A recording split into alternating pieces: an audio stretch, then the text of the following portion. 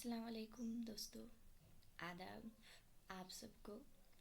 आज मैं जो वीडियो आपके सामने लेकर आई हूँ वो है नावल के बारे में कि नावल क्या है। नावल की तारीफ़, नावल जो है, नावल उर्दू में अंग्रेज़ी अदब के ज़ेर असर आया। नावल अंग्रेज़ी ज़बान का लफ्ज़ है और अतलवी ज़बान के लफ्ज़ नाविला से मुश्तक़ है। नाविला के मानी नए, नया के हैं। उर्दू अदब की दूसरी बेशतर असनाफ़ की तरह नावल की भी कोई जमा, मुकम्मल और तारीफ़ मुमकिन नहीं है। मौजूदा दौर में नावल की सादा सी तारीफ़ ये की गई है कि ये एक नसरी किस्सा है, या इसे ऐसी नसरी तहरीर को कहते हैं जिसमें ऐसी कहानी बयान की गई हो जो ज़िंदगी की तर्जमानी करती हो। नावल का फ़न दरअसल माशरती या अनफरादी ज़िंदगी की तर्जमानी और तस्वीर कशी का फ़न है।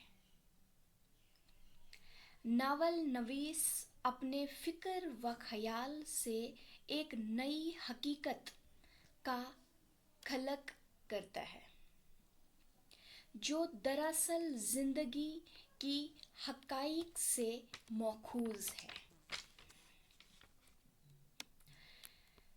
नावल के नुमाए अजुज़ाए तरकीबी क्या हैं, कि नावल के लिए हमें किन किन अजुज़ाए तरकीबी की ज़रूरत पड़ती है।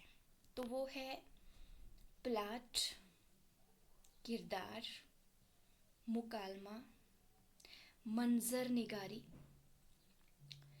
और नज़रिया हयात पर बिलखसूस ज़ोर दिया जाता है। नावल के फ़न में बहुत तनूअ है और ऐसे नावल भी लिखे गए हैं जिनमें रवायती अजुज़ाए तरकीबी नहीं मिलते। प्लाट, मौज़ू और असलूब के एतबार से नावलों की कई किस्में हैं और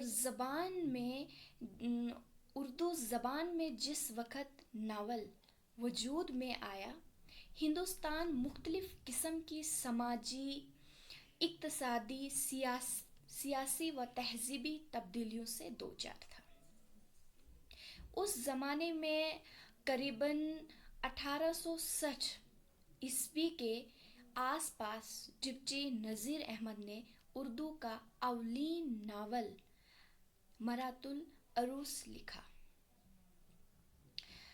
उसके बाद रतन नाथ सरशार ने यूं तो कई नावल लिखे, लेकिन जो सबसे ज़्यादा शोहरत जिस नावल को मिली वो फसाना आज़ाद को हासिल हुई।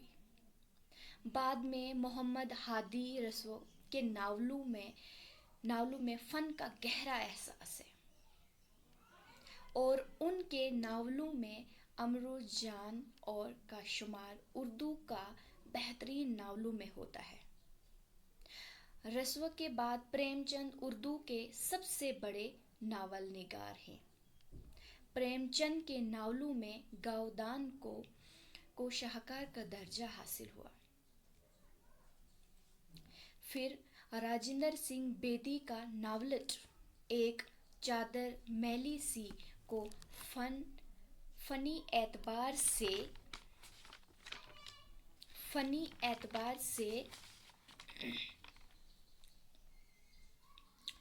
मंजिलत की निगाह से देखा जाता है। इस तरह से اس طرح سے کرشن چندر نے، قاضی عبدل غفار نے، عزیز احمد نے، عصمت چغتائی نے، اپندر ناتھ اشک نے، خواجہ احمد عباس اور صلاح عابد حسین نے بھی کئی ناول لکھے۔ تو یہ تھی آپ کے سامنے ایک ویڈیو جو ناول کی تعریف بیان کرتی ہے۔ امید ہے اس ویڈیو سے آپ کو مدد ملے گی۔ شکریہ۔ اس وقت اجازت چاہتی ہوں، پھر آپ سے ملاقات ہوگی ایک نئے موضوع پر۔ شکریہ، تب تک کے لیے اللہ حافظ۔